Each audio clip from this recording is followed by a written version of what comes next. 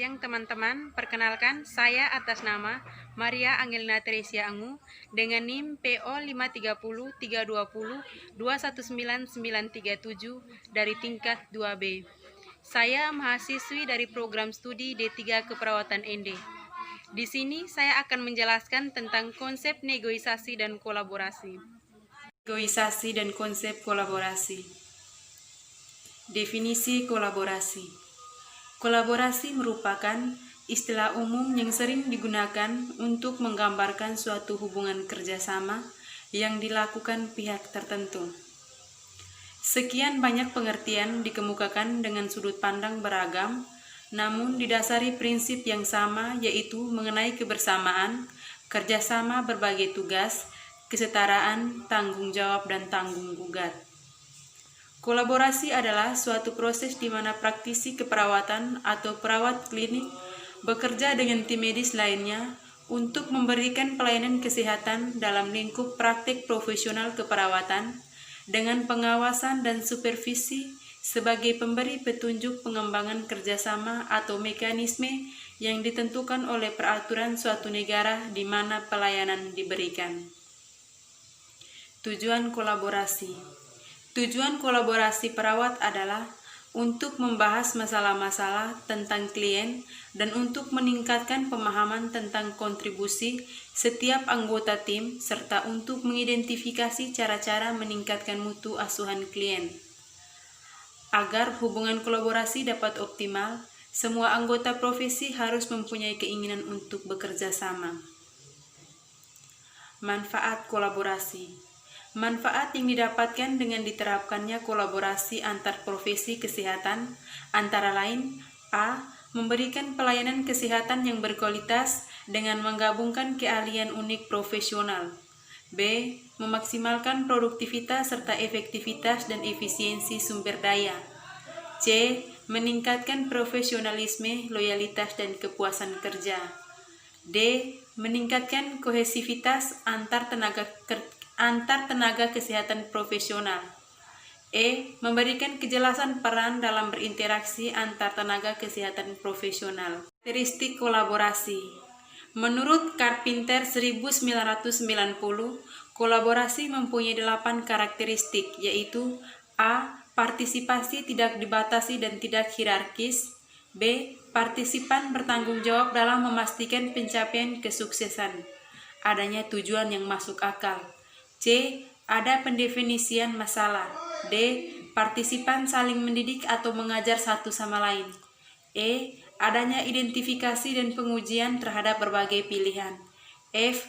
Implementasi solusi dibagi kepada beberapa partisipan yang terlibat. G. Partisipan selalu mengetahui perkembangan situasi. Dasar-dasar kompetensi kolaborasi. A. Komunikasi. B. Respek dan kepercayaan. C. Memberikan dan menerima feedback. D. Pengambilan keputusan. E. Manajemen konflik. Definisi negosiasi. Definisi negosiasi secara formal dapat diartikan sebagai suatu bentuk pertemuan bisnis antara dua pihak atau lebih untuk mencapai suatu kesepakatan bisnis. Negosiasi merupakan perundingan antara dua pihak di mana di dalamnya terdapat proses memberi, menerima, dan tawar-menawar. Keterampilan-keterampilan dasar. Berikut ini adalah keterampilan-keterampilan dasar dalam bernegosiasi, yaitu A. Ketajaman pikiran atau kelihayan. B. Kesabaran. C. Kemampuan beradaptasi. D. Daya tahan. E. Kemampuan bersosialisasi. F. Konsentrasi. G. Kemampuan berkomunikasi. H. Memiliki selera humor.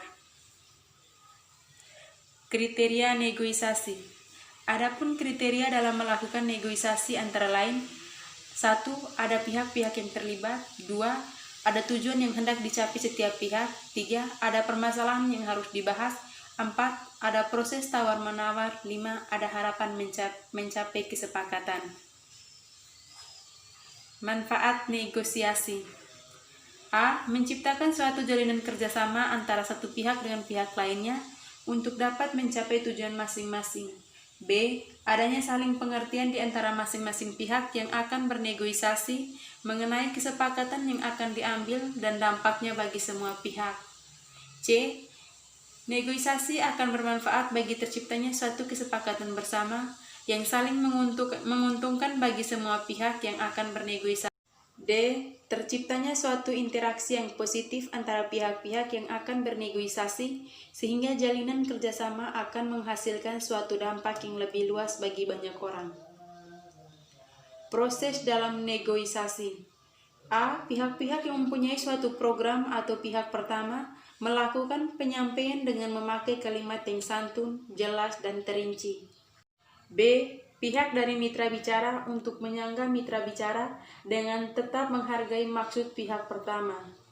C. Pemilik suatu kegiatan atau program mengemukakan argumentasi dengan memakai kalimat yang santun dan meyakinkan pada mitra bicara dengan disertai alasan yang logis. D. Terjadi suatu pembahasan dan kesepakatan untuk terlaksananya program negosiasi.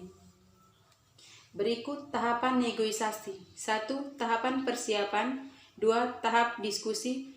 3. Tahap klarifikasi tujuan. 4. Bernegosiasi bertuju pada hasil yang memenangkan. 5. Perjanjian. 6. Melaksanakan tindakan dari hasil perjanjian. Prinsip negosiasi. A. Transparansi merupakan sebuah kejujuran, namun bukan berarti tidak diperbolehkan untuk dapat menentukan taktik. Taktik yang dapat dilakukan bukanlah suatu kebohongan.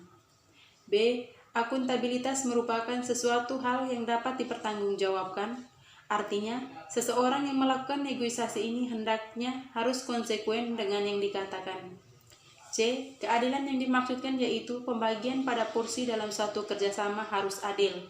Dalam negosiasi, hendaknya tidak akan memberikan pihak pada oknum tertentu yang juga dinilai lebih memiliki kepentingan. D. Saling menghargai dan juga menghormati. Ini bertujuan untuk dapat membina hubungan baik dengan partner. Sikap saling menghargai dan menghormati ini hendaknya juga ditunjukkan ketika melakukan suatu negosiasi. Sekian penjelasan dari saya tentang konsep negosiasi dan kolaborasi. Kurang lebihnya saya mohon maaf. Terima kasih. Selamat siang.